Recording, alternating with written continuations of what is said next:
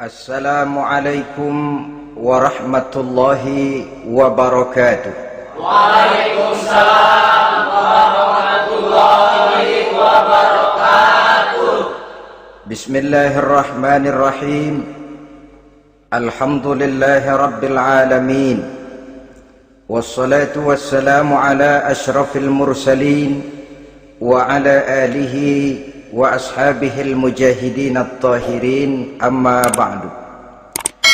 Saudara-saudara kaum muslimin rahimakumullah, sebagai kelanjutan dari pembicaraan kita tentang serial para nabi, maka pada pertemuan kali ini kita akan membicarakan riwayat tentang Nabi Sulaiman alaihi salam dan Ratu Balqis.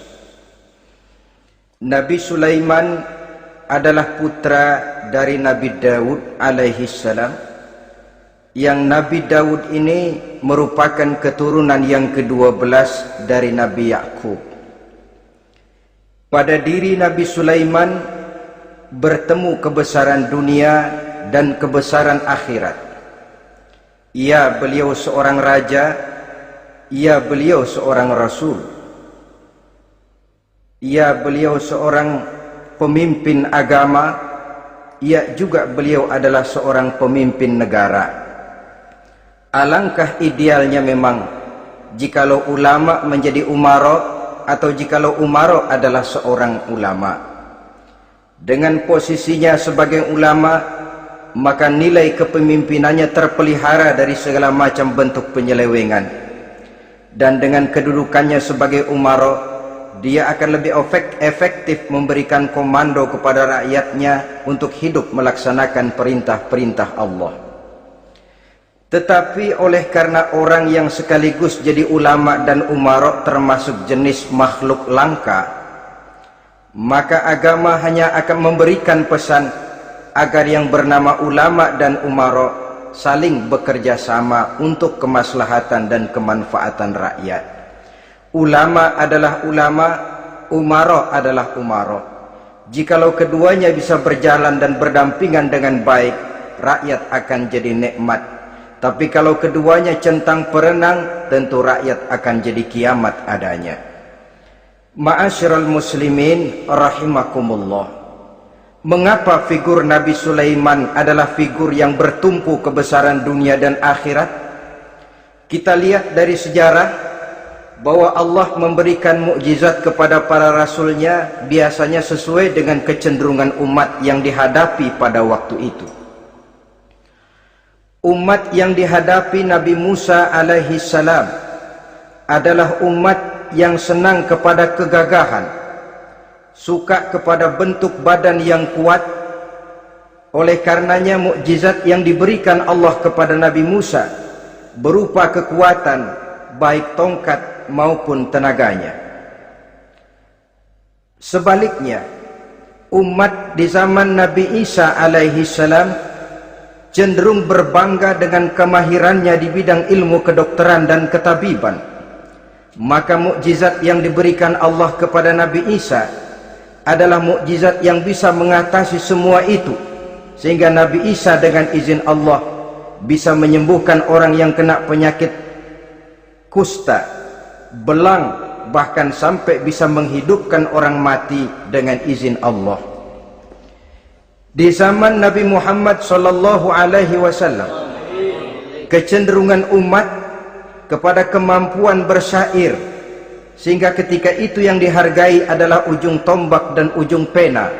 Ujung tombak dalam arti pahlawan perang, dan ujung pena dalam arti seniman dan penyair. Maka di antara mukjizat terbesar yang diberikan kepada Nabi adalah Al-Quranul Karim, yang keindahan gaya bahasanya tidak seorang penyair pun sanggup menandinginya. Di zaman Nabi Sulaiman alaihi salam, kebesaran dan kemegahan dunia, kekuatan dan kejayaan menjadi ukuran. Kita tahu bahwa Jalut yang dihadapi oleh Nabi Daud adalah seorang yang bertubuh besar dan gagah perkasa, yang dalam sejarah lebih kita kenal dengan nama Goliat misalnya. Maka tidak heran kalau mukjizat yang diberikan Allah kepada Nabi Musa merupakan mukjizat yang bertumpu antara kebesaran dunia dan kebesaran akhirat, sebagai raja dan juga sebagai nabi.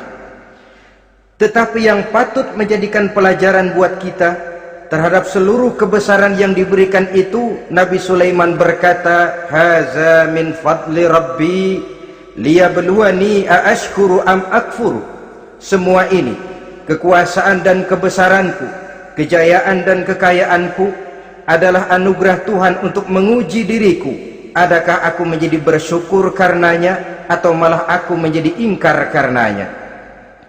Alangkah baiknya jikalau ucapan Nabi Sulaiman ini kita bisa resapi dan kita bisa terapkan dalam kehidupan ini.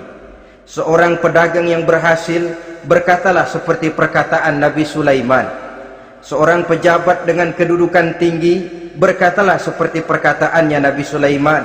Seorang ulama dengan posisi sebagai pemimpin yang non formal berkatalah seperti perkataan Nabi Sulaiman. Seluruhnya berkata, haza min fadli rabbi. Seluruhnya ini adalah karunia Allah untuk menguji diriku, adakah aku bersyukur atau aku menjadi ingkar karenanya.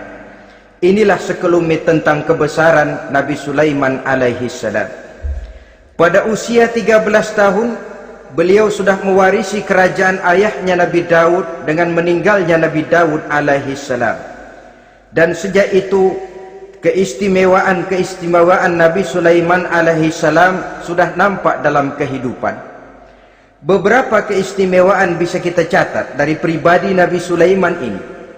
Pertama, beliau cerdik, cerdas dan bijaksana, dan tentu saja harus begitu. Kalau Rasul goblok, mana ada umat yang mau ikut. Tetapi kecerdikan dan kecerdasan serta sifat bijaksana ini nampak dari beberapa kisah yang pernah dihadapinya. Pertama, di saat beliau berumur 11 tahun, ketika itu yang menjadi raja adalah ayahnya Nabi Daud, datang mengadu seorang petani bahwa sawah ladangnya,